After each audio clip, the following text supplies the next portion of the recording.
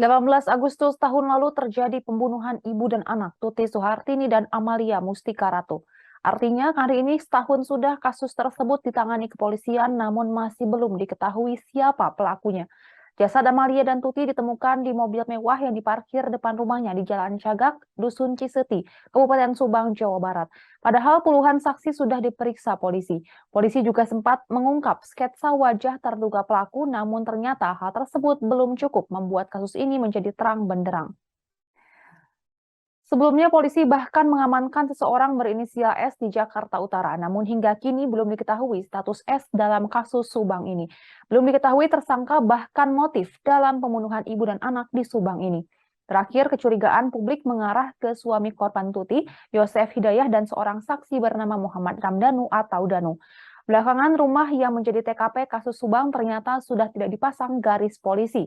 Dari pantauan di TKP, garis polisi yang mulanya terpasang terlihat terputus dan jatuh di tanah. Kondisi rumah yang menjadi saksi bisu hilangnya nyawa ibu dan anak tersebut pun terlihat kumuh dan ditumbuhi rerumputan. Pengacara Danu Ahmad Taufan Sudiryo mengungkap bahwa pihaknya mempertanyakan soal lepasnya garis polisi tersebut. Pasalnya kasus Subang ini masih berjalan sehingga seharusnya TKP tetap steril, tidak dimasuki oleh orang lain selain yang berwenang. Sementara Taufan menyebut pihaknya mengetahui bahwa Yosef dan anaknya Yoris sudah memasuki rumah yang menjadi TKP tersebut. Taufan menjelaskan garis polisi biasanya dilepas setelah adanya keputusan pengadilan atau keputusan yang inkrah yang menyatakan bahwa kasus sudah selesai. Taufan juga mempertanyakan bagaimana tindakan atau kebijakan polisi untuk melakukan rekonstruksi apabila nanti pelaku Subang ini tertangkap, sedangkan TKP sudah dibuka dan dimasuki pihak tak berwenang.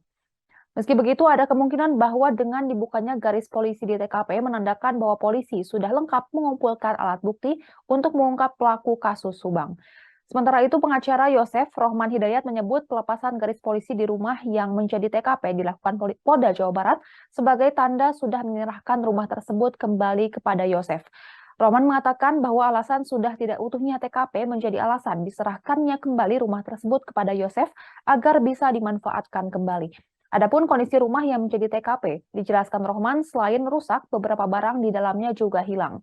Disebutkan pula bahwa diserahkannya kembali rumah tersebut ke Yosef kemungkinan dikarenakan surat terbuka yang dikirimkan olehnya kepada Presiden Joko Widodo.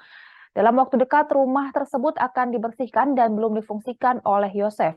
Hal itu dikarenakan Yosef masih mewanti jika pelaku tertangkap dan rekonstruksi di rumah tersebut diperlukan, maka tidak banyak yang berubah.